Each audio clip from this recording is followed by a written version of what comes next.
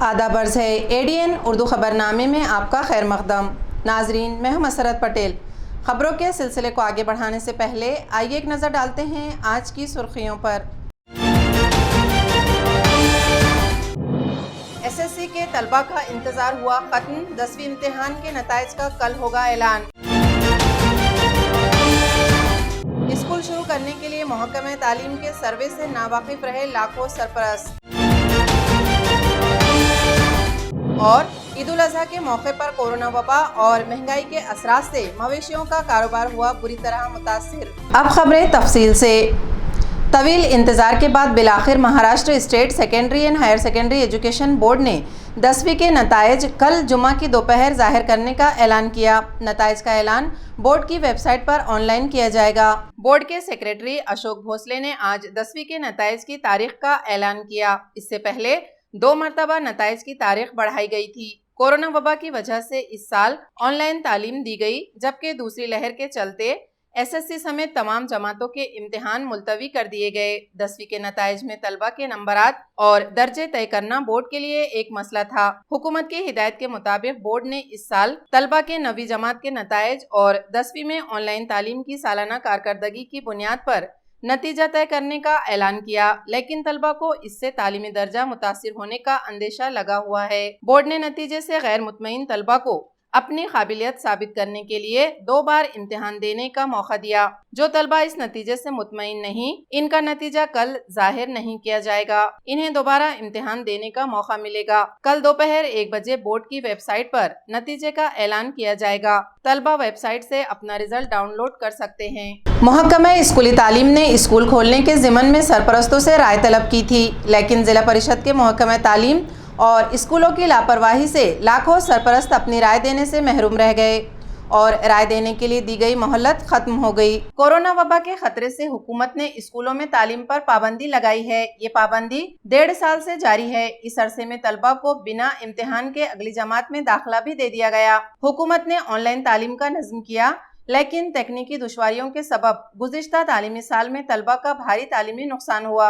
रियासत भर में असातिज़ा और तालीमी हलकों से स्कूल शुरू करने का पुरजोर मुतालबा किया जा रहा है। महकमा स्कूली तालीम ने कोरोना से महफूज देहातों में 8वीं से 12वीं जमात के स्कूल खोलने का ऐलान किया। इसके लिए सरपंच की निगरानी में एक कमेटी तश्कील दी गई, जिसकी रिपोर्ट पर मुतालिका गांव का स्कूल खोला जाएगा।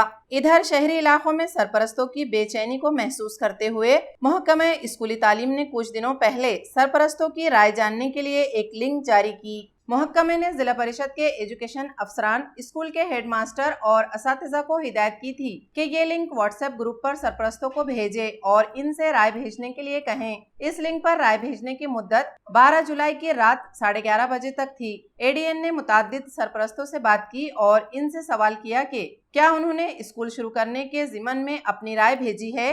कई सरपरस्तों ने तो इस लिंक के बारे में लाइल्मी का इजहार किया, लेकिन तकरीबन सबकी ये राय थी कि स्कूल खोले जाएं। हैरत की बात तो ये है कि कुछ स्कूलों के मुंतजिमीन भी इस लिंक से नावाकिफ थे। एक तरफ जबरदस्त तालीमी नुकसान से सरपरस्त परेशान हैं, अब इनमें गुस्सा भी बढ़ता जा रहा है। दूसरी तरफ जिला परिषद के एजुकेशन डिपार्टमेंट की लापरवाही से लाखों सरपरस्त महकमा स्कूली तालीम को अपनी राय भेजने से महरूम हो गए। कुछ स्कूलों की जानिब से सरपरस्तों को ये लिंक भेजी गई। इनके मुंतजिमीन का भी यही कहना है कि ऑनलाइन तर्ज तालीम मौसर नहीं, रिवायती तर्ज तालीम बंद होने से तलबा का भारी नुकसान हो रहा है, इसलिए स्कूल खोलने की इजाज़त देनी चाहिए। इन 1.5 सालों में तालीम का जो नाकाबिल तलाफी नुकसान हुआ है, वो यकीनन इसकी कोई भरपाई नहीं हो सकती।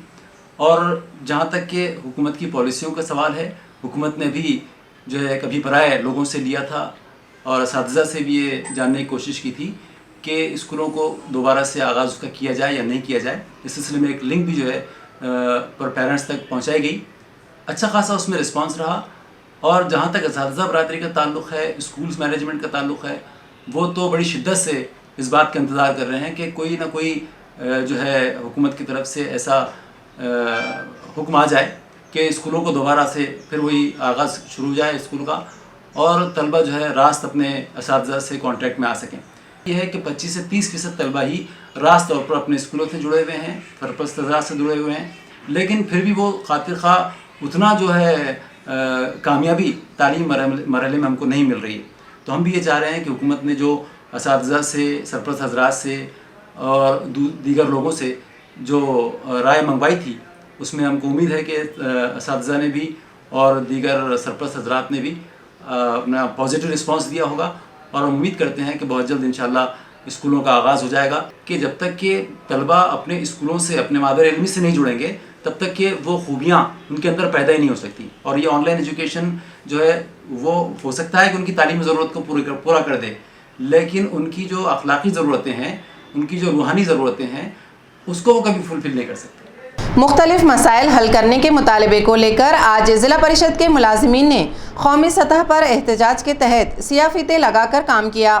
मुलाजिमीन ने हुकूमत की मजम्मत के लिए आज यौम मुखालफत मनाया। इस एहतजाज का ऐलान रियासती महकमों के मुलाजिमीन की नुमाइंदा तंजीम all India state government employees confederation ने किया था, जिसके तहत महाराष्ट्र स्टेट ज़िला परिषद एम्प्लॉयज़ कॉन्फेडरेशन ने आज रियासत के तमाम ज़िला परिषद दफ्तरों में मुलाजिमीन ने सियाह फीते लगाकर काम किया और हुकूमत की मजम्मत के लिए कौमी सतह पर यौम मुखालफत मनाया। मुलाजिमीन का कहना है कि बेजा क़वानीन के जरिए हुकूमत मुलाजिमीन का इस्तेहसाल कर रही है। पुरानी पेंशन स्कीम खत्म कर दी गई, 2 लाख से ज़ायद जायदादें खाली पड़ी हैं, 7वें पे कमीशन का तीसरा हफ्ता बकाया है, कॉन्ट्रैक्ट की बुनियाद पर भर्ती बंद की जाए और मरकजी हुकूमत के मुलाजिमीन की तरह इन्हें भी मुलाजिमत की तमाम सहूलियात फराहम की जाए। जिला परिषद के मुलाजिमीन में हुकूमत के खिलाफ सख्त नाराजगी पाई जा रही है। ADN से बात करते हुए कॉन्फेडरेशन के जिला सदर गणेश धनवाई ने कहा कि मुल्क में कोरोना की तबाही और हलाकतों के लिए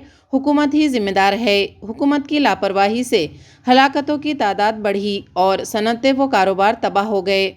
उन्होंने मुतालिबा किया कि हुकूमत ने इनके मुतालिबात पूरे नहीं किए तो कौमी सतह पर एहतजाज शुरू किया जाएगा।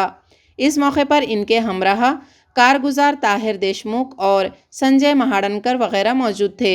केंद्र शासनामध्ये 2005 मध्ये जो कर्मचाऱ्यांच्या विरोधात कायदा केलेला आहे, सर्वांना NPS मध्ये आणलेला आहे, तो कायदा रद्द करून EFRDA बिल रद्द करून सर्व कर्मचाऱ्यांना जुनी पेन्शन योजना लागू करण्यात यावी।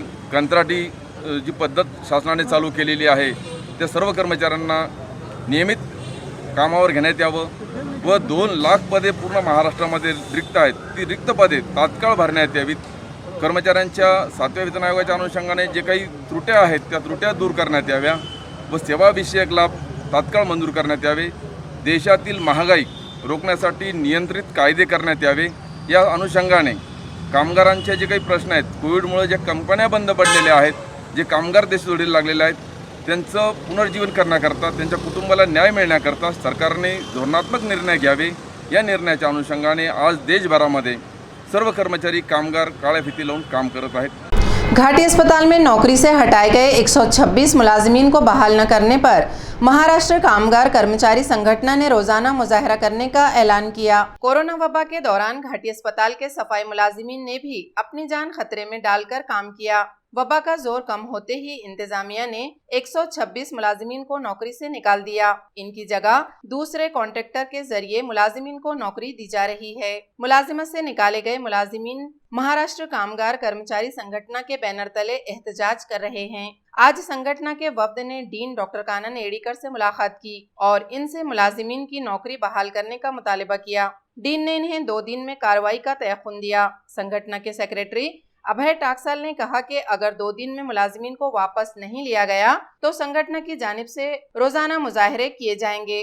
महाराष्ट्र कामगार कर्मचारी संघटना संलग्न आयटक तर्फे आम्ही शासकीय वैद्यकीय महाविद्यालय रुग्णालयाच्या अधिष्ठाता डॉक्टर कानन येळीकर यांना या कोविड काळामध्ये जेवढे डॉक्टर, सिस्टर आणि तंत्रज्ञ ब्रदर्स हे आणि त्याचबरोबर सफाई कामगार जेवढे कामावर होते असे जवळपास 326 कामगार कामावर होते। त्यापैकी फक्त 160 कामगारांना त्यांनी कामावर घेतलेलं आहे आणि बाकीच्यांना त्यांनी कामावरून काढून टाकलं। या सगळ्यांना कामावर घ्या अशी मागणी आम्ही त्यांना केली। त्यांनी उत्तर दिलं की आता कलेक्टरच फंड देत नाहीत, निधी देत नाहीत, तर आम्ही काय करायचं। तर त्यांना हे हॉस्पिटल चालवायचं आहे। बिल्डिंग अजूनही तशाच आहेत, सगळे इक्विपमेंट तसेच आहेत, त्याला साफसफाई करण्याचं काम या सगळ्यांचं आहे। यांचा आणि रुग्णांचा फारसा संबंध नाही आणि युद्ध चालू असताना सैनिकांना असं कामावरून काढता येत नसतं। युद्ध सुरू आहे आणि युद्ध आता कमी झालं म्हणून तुम्ही आता सैनिकांनो घरी जा असं म्हणता येत नाही, हेही त्यांना सांगितलं. यावर त्यांनी आदेश दिलेले आहेत त्यांच्या अधिकाऱ्यांना की ज्या सिनियरिटी डावलून ज्या नवीन लोकांना त्यांनी कामावर घेतलं त्याचा 2 दिवसामध्ये निर्णय द्या. त्याचबरोबर त्यांनी मी फार त्यांच्याकडं कामगारांची मागणी लावून धरतो म्हणून मलाच ठेकेदार व्हा अशी ऑफर दिली. मी त्यांना स्पष्टपणे आणि नम्रपणे सांगितलं की लाल बावटा ठेकेदारी पद्धतीच्या विरोधात आहे. त्यांनी 2 दिवसात ह्या कामावर काढलेल्या कामगारांना कामावर घ्या असे आदेश दिलेले आहेत. जर 2 दिवसात जर ते झालं नाही तरच आपल्याला पुढचं पाऊल उचलावं लागेल. परंतु लेखी त्यांनी काही दिलेलं नाही, तोंडी सगळे ते बोलतात. जोपर्यंत ते यांना सगळ्यांना जॉईन करून घेत नाहीत तोपर्यंत हे आंदोलन चालूच राहील. Islamic research centre education and welfare trust और Alkitab education and welfare society की जानिब से एड्स से मुतासरा बच्चों में अनाज तकसीम किया गया. शिवशंकर कॉलोनी के बाबा साई एड्स ज़दा बच्चों के हॉस्टल में 60 ता 65 बच्चे रहते हैं. IRC ट्रस्ट और अलकिताब ट्रस्ट की जानिब से इन बच्चों में महीना भर का अनाज तकसीम किया गया. इस प्रोग्राम में IRC के मकामी सदर एडवोकेट फैज सैयद, कमल शिंदे, जयराज नारायणकर, शेख बशीर अहमद, कबीर खान, अंजलि भालेराव, शेख यासिर और ख्वाजा अलीमुद्दीन वगैरह मौजूद थे. खबरें और भी हैं, लेकिन एक छोटे से वक्फे के बाद जल्द हाजिर होते हैं. आप देखते रहिए ADN उर्दू न्यूज़. क्या आपके काम बनते बनते बिगड़ जाते हैं? क्या आपकी तरक्की में बाधा है? कैसे परिवार में आए खुशियाँ, कैसे दूर होगी समस्याएं? अब हर समस्या का समाधान सिर्फ एक फोन पर. जिनके किए हुए काम से देश विदेश में हजारों लोग खुशियाँ भरी जिंदगी जी रहे हैं. नौकरी, कारोबार, गृह कलेश, विदेश यात्रा, प्रेम विवाह, बंदिश बाधा, प्रॉपर्टी, रूठे को मनाना, चौकी की शक्तियों जैसी समस्याओं का समाधान सिर्फ एक फोन पर. लव मैरिज जैसी समस्याओं के विशेषज्ञ 101% तुरंत लाभ. जब अपनी बहन के कहने पर मैं बाबा अकबर खान बंगाली के पास गई तो गृह कलेश और हस्बैंड से सौतन दूर हो गई. ये बाबा का चमत्कार था. अब मैं हर समस्या के लिए बाबा की सलाह लेती हूँ. बिटिया की शादी के लिए जो भी रिश्ते आते वही कोई न कोई अड़चन आ जाती. पूरा परिवार परेशान था, लेकिन बाबा अकबर खान बंगाली की दुआओं से आज मेरी बेटी एक बड़े घर की बहू है. 2 साल पहले मेरे हस्बैंड की फैक्ट्री में आग लग गई और कंपनी लॉस में चली गई. मेरे हस्बैंड डिप्रेशन में चले गए, लेकिन बाबा अकबर खान बंगाली ने सब ठीक कर दिया. आज हमारी कंपनी भारत की नंबर 1 एक्सपोर्ट कंपनी है. मेहनत और ईमानदारी के बावजूद मैं पिछले 3 सालों से एक ही पोस्ट पे काम कर रहा था, पर बाबा अकबर खान बंगाली की दुआओं से मेरा झट से प्रमोशन हो गया और आज मैं जनरल मैनेजर हूँ. जिस लड़के के साथ मेरा अफेयर था मैं उसी से शादी करना चाहती थी, लेकिन उसके घर वाले राजी नहीं थे. लड़का भी उन्हीं की सुनता था, मगर बाबा अकबर खान बंगाली ने चमत्कार कर दिया और सब लोग इस रिश्ते के लिए राजी हो. मुटकरनी और वशीकरण स्पेशलिस्ट बाबा अकबर खान बंगाली. कोई समस्या हो तो एक बार जरूर मिले. हर समस्या को जड़ से मिटाने वाले बाबा अकबर खान बंगाली 15 साल से एक ही स्थान पर. क्यों न हो, एक बार अवश्य मिले. बाबा अकबर खान बंगाली.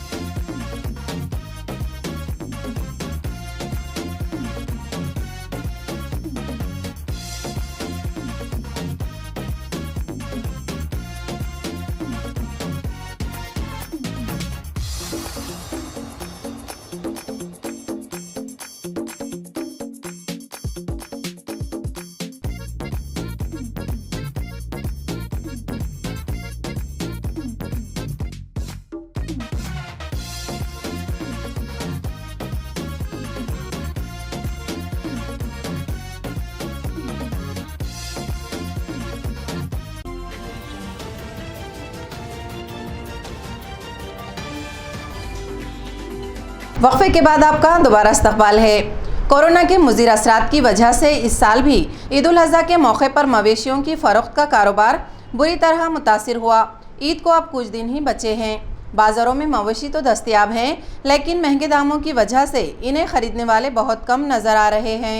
ईद उल अज़हा को अब सिर्फ 6 दिन बाकी हैं। आमतौर पर हर साल इन दिनों बकरे और दिगर मवेशियों की भारी फरोख्त होती है। शहर के हफ्तावारी जुमेरात के बाजार के अलावा चंपा चौक, इस्लाम दरवाजा, कटकट गेट और कुछ करीबी तालुकों के देहातों में मवेशियों के बड़े बाजार लगते हैं। हर साल लाखों बकरे फरोख्त होते हैं, लेकिन गुज़िश्ता साल की तरह इस साल भी कुर्बानी की इस ईद में महंगाई और पाबंदियों से परेशान हजारों अफराद में मवेशी खरीदने की सकत नहीं रही। आज जुमेरात बाजार में हजारों बकरे कश्मीर, राजस्थान, गुजरात और मुंबई के अलावा अफ्रीका के बकरे भी फरोख्त के लिए आए हैं। इन बकरों की कीमत 15,000 से लेकर 2.5 लाख तक है। कोरोना वबा से पहले के मुकाबले में इस बार बकरों की कीमत 1.5 गुना ज्यादा हो चुकी है। लोग बकरे खरीदने के लिए पहुंच तो रहे हैं, लेकिन कीमत ज्यादा होने से वो खरीद नहीं पा रहे हैं। एडीएन से बात करते हुए मवेशियों के व्यापारियों ने कहा कि बाजार में मवेशी तो बहुत हैं, लेकिन खरीदार बहुत कम आ रहे हैं, जिसकी वजह से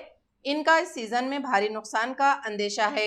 20 बकरे लाए, भी 2 ही बकरे बिके हैं। ये साल बहुत कम है गिराक, लॉकडाउन के वजह से लोग परेशान हैं। सिर्फ पूछ रहे और जा रहे, बस नए खरीदी नहीं कर रहे, देख रहे और दाम सुन रहे और चल जाए। 15,000 से लेकर 25,000 तक 11 बकरे हैं और अफ्रीकन बोर्न नस्ल के 40,000 से लेके 1 लाख तक। वेट जो है इनका अभी 50 किलो से लेके 1 क्विंटल तक। बकरों की स्पेशलिटी ऐसी है कि इनका इम्यून सिस्टम अच्छा रहता है और दूसरे बकरे से ज़्यादा इनका गोश्त भी अच्छा रहता है, और इनका जो गोश्त है वो दूसरे बकरों से थोड़ा महंगा बिकता है। अभी तक तो इसका कुछ रेट नहीं लगा, क्योंकि आप लोग देख रहे हैं ऐसा मार्केट है, थोड़ा टाइट है लॉकडाउन की वजह से, और वो हिसाब से रुके। अभी देखें क्या होता है। बकरे देखने के लिए आए। पहले तो कोरोना की वजह से हालत बहुत ख़राब है, और यहाँ पर जो दूसरे बकरे के 3 लाख रुपए 2 लाख रुपए बता रहे, और कुछ भी रेट है यहाँ पर बाज़ार के अंदर।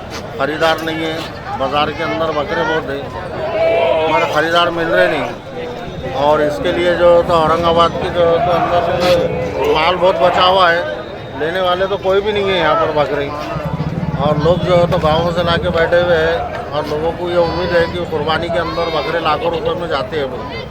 देही इलाके में शराब फरोशी के खिलाफ कार्रवाई में बिड़किन पुलिस ने एक शराब फरोश को रंगे हाथों गिरफ्तार कर लिया। उसे पकड़ने के लिए पुलिस को फिल्मी अंदाज में उसका पीछा करना पड़ा। गुज़िश्ता शाम बिड़किन पुलिस को इत्तला मिली थी कि रांजनगांव का साकिन रघुनाथ खंडागड़े अपनी मोटरसाइकिल पर शराब की बोतलें लेकर चीतेगांव से रांजनगांव जा रहा है। बिड़किन पुलिस की एक टीम ने इसका पीछा किया। पुलिस का खतरा भांपते ही रघुनाथ ने फरार होने की कोशिश की, लेकिन पुलिस ने इसका पीछा करके इसे गिरफ्तार कर लिया। इसके कब्जे से शराब की 192 बोतलें, जिनकी कीमत 11,000 बताई जाती है, और मोटरसाइकिल समेत 35,000 रुपये का माल जब्त किया गया। ये कार्रवाई देही क्राइम ब्रांच के विष्णु गायकवाड़ और बाला साहब लोने वगैरह ने अंजाम दी। घाटी अस्पताल में एम्बुलेंस पार्किंग के लिए वाहतुक सेना के बोर्ड का एमएलसी अंबादास दानवे के हाथों इफ्तिताह अमल में आया। वजीर आला उद्धव ठाकरे की सालगिरह के मौके पर शिवसेना की जानिब से शिव संपर्क मुहिम चलाई जा रही है। इस मुहिम के तहत पार्टी के तमाम कारकुनों से रब्त कायम किया जा रहा है। इस मुहिम के तहत वाहतुक सेना ने घाटी अस्पताल के अहाते में एम्बुलेंस पार्किंग बोर्ड नस्ब किया। वाहतुक सेना के सदर जाकिर खान ने एडीएन से बात करते हुए कहा कि शिव संपर्क मुहिम के तहत वाहतुक सेना की जानिब से एम्बुलेंस ड्राइवर व मालिकान और मुसाफिर बर्दारी व माल बर्दारी करने वाली गाड़ियों के मालिकान वो ड्राइवरों को जोड़ा जा रहा है। वाहतुक सेना इनके मसाइल के हल के लिए काम करेगी। महाराष्ट्र वाहतुक सेना के अंदर जो भी वाहतुक लोगों के जो भी ड्राइवर लोग हैं, टैक्सी वाले हैं, एम्बुलेंस वाले हैं, लोडिंग वाले हैं, इनको जो भी दिक्कतें आती है तो शिवसेना से अटैच महाराष्ट्र वाहतुक सेना है। महाराष्ट्र वाहतुक सेना इस सारी समस्याओं का हल करने के लिए कटिबद्ध है, ऐसा आश्वासन देते हुए हमने ये महाराष्ट्र वाहतुक सेना को जो शिव संपर्क अभियान में ये अभियान जो चल रहा है, शिव संपर्क अभियान, इसमें टैक्सी वाले हो, एम्बुलेंस वाले हो, ऑटो रिक्शा वाले हो, कोई भी व्हीकल वाले हो, ये संपर्क में आते हैं और संपर्क के ज़रिए से जो भी गाड़ियों वालों को जो दिक्कतें हैं वो दिक्कतों का सामना इसके आगे करना नहीं पड़ेगा। जो भी मुश्किलात रहेंगी उसके लिए शिवसेना कटिबद्ध है। इसके लिए हमने महाराष्ट्र वाहतुक सेना की यूनियन में काम करने का सहयोग लिया और हमारी पूरी महाराष्ट्र वाहतूक सेना पूरी टीम के साथ हम ये शिव संपर्क अभियान में दिलो जान से तन मन धन से काम कर रहे हैं और इसके आगे भी करते रहेंगे। बॉलीवुड फिल्म इंडस्ट्री के सबसे बड़े सुपरस्टार मरहूम यूसुफ खान उर्फ दिलीप कुमार को आज एक नशिस्त में खराज खिदमत पेश की गई। नशिस्त का एहतमाम बुजुर्ग शहरियान की नुमाइंदा तंजीम ने किया था। प्रगतिशील सेवाभावी संस्था बुजुर्ग शहरियान की एक रजाकार तंजीम है। इस तंजीम की जानिब से आज यहाँ गीता भवन में एक नशिस्त का एहतमाम किया गया, जिसमें सीनियर सहाफ़ी अशोक उजड़मकर ने मरहूम दिलीप कुमार की निजी ज़िंदगी, इनकी फ़िल्मों के मुकालमे, गीत, कॉमेडी सीन और इनकी अदाकारी पर तफसीली मालूमात फराहम की। नशिस्त में तंजीम के सदर शिव कुमार पाडलकर, भरत कुलकर्णी, जयश्री पांडे, प्रेमचंद्र तुले, सूर्यकांत कुलकर्णी, रमेश दावरीकर, बाबूराव राठौड़, वैभा श्रीवास्तव और मीरा पत्की समेत कसीर तादाद में तंजीम के मेंबरान ने शिरकत की और अजीम अदाकार दिलीप कुमार को खिराज खिदमत पेश करते हुए उनकी अदाकारी को याद किया।